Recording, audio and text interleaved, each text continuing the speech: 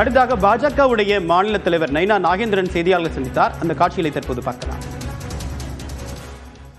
மாண்புமிகு முன்னாள் முதலமைச்சர் அண்ணன் பழனிசாமி அவர்கள் பேச வேண்டிய கருத்தை தான் பேசியிருக்காங்க. இதில் பாரதிய ஜனதா கட்சியினுடைய கூட்டணி தோழமையில் நாங்கள் இருக்கோம். இதில் அவருக்கு டம்மி வாய்ஸாக இருக்க வேண்டிய அவசியம் ஒன்றும் இல்லை.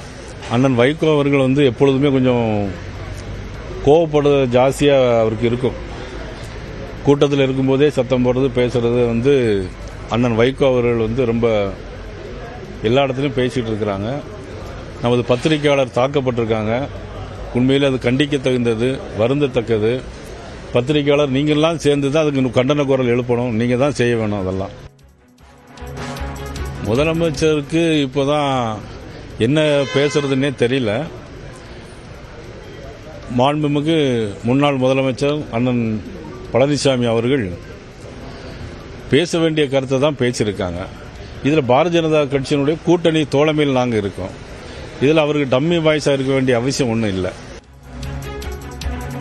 பாஜகவின் டம்மி வாய்ஸாக இபிஎஸ் பேச வேண்டியது இல்லை என்று தமிழ்நாடு பாஜக தலைவர் நைனா நாகேந்திரன் தெரிவித்திருக்கிறார். எடப்பாடி பழனிசாமி அவர் பேச வேண்டியதை தான் பேசியிருப்பதாகவும் நயினார் நாகேந்திரன் கூறியிருக்கிறார்.